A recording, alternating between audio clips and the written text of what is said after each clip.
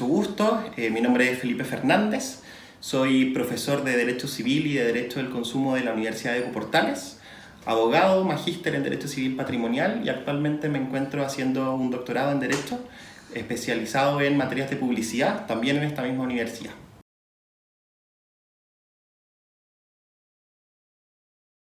Bueno, en realidad, como se sabe, el principal problema de la contratación en masa es la asimetría de información.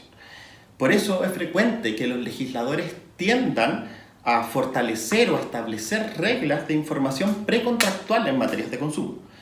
El problema, en mi opinión, radica en la técnica en la que se efectúa esa regulación, porque en algunos casos el remedio puede resultar peor que la enfermedad. Está estudiado que un exceso de información puede resultar perjudicial para los consumidores, sobre todo en mercados complejos en los que se puede tender a una confusión por la cantidad de información que estos reciben. Lo anterior en realidad no significa que no esté de acuerdo con incentivar medidas que promuevan la información. Me parece que solo los consumidores que están informados son aquellos que pueden tomar decisiones libres. Por tanto, es un aspecto que hay que cuidar. Solo quiero decir que hay que cuidar en realidad la técnica con la que se realiza. La implementación de estos octágonos en los alimentos en principio me parece que es una buena medida. El problema nuevamente me parece que puede radicar en la implementación, en cuáles son los criterios que se tuvieron en cuenta para determinar que un producto lleve o no este sello. Porque no basta con poner un sello. En realidad hay que explicar de manera clara y comprensible. Yo creo que ese tipo de expresiones son necesarias en la regulación, porque simplemente establecer un sello pero no explicar por qué lo lleva o bien preocuparse, por ejemplo, de cuestiones de coherencia en la que se permita que un proveedor pueda decir que un producto tiene bajo en o que es light, por ejemplo, pero que a la vez lleve uno de estos sellos, produce confusión en los consumidores. Y esos aspectos tienden a complejizar la regulación y a complejizar en realidad la situación de los consumidores. Por eso me parece que la pregunta, si bien apunta a la información, me parece que es correcto establecer reglas de información precontractual, pero que no es suficiente. Lo que hay que avanzar es a que la información se entregue de determinadas maneras para que los consumidores sean realmente informados. Simplemente yo entregando información que no se entienda, no estoy cumpliendo con el deber de informar. Por eso estos sellos en realidad me parece que hay que determinar muy bien cómo se va a establecer este sello, qué significa establecer además en paralelo medidas de publicidad, de información, de educación a los consumidores para que sepan esto, porque al final del día lo que puede pasar en el mercado es que llegamos a un supermercado y encontramos que todos los productos tienen el mismo sello. Se podría producir, que es lo que sucedió en Chile, por ejemplo, que empezaron a aparecer, luego que todos los productos empezaron a tener sello, productos más sanos.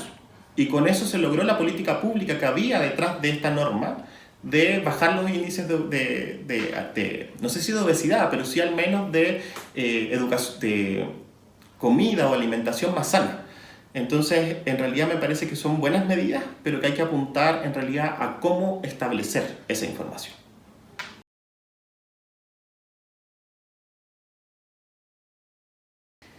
Yo diría que no. No es posible afirmar una cosa así, y este es un tema que me parece particularmente interesante y que quizás me gustaría explicarlo con un ejemplo, si me lo permiten. Hace poco tiempo un proveedor chileno publicitó a través de un catálogo una serie de ofertas y promociones en la que principalmente ofrecía que a los consumidores que se podían llevar una tercera unidad a solo $1, y se le condenó porque su mensaje publicitario no había resultado comprensible a los consumidores por dos motivos. No siempre se establecía el precio de los productos y no siempre se establecía la cantidad de productos necesarios para saber en qué condiciones se accedía a la promoción. Como se sabe, el problema de las relaciones de consumo, y como ya advertía de esto antes, radica en la asimetría de información. Por eso, cuando el legislador establece reglas de información precontractual, deben entenderse como reglas de protección de la voluntad libre e informada de los consumidores. Y me parece que esto es particularmente clave.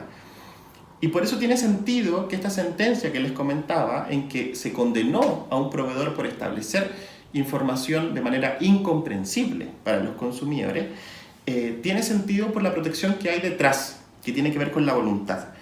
Al final del día, cuando la información es ilegible, poco clara, incomprensible, puede dudarse seriamente, en mi opinión, que el consumidor esté siendo informado. Y junto con ello, que haya podido manifestar su voluntad de manera libre.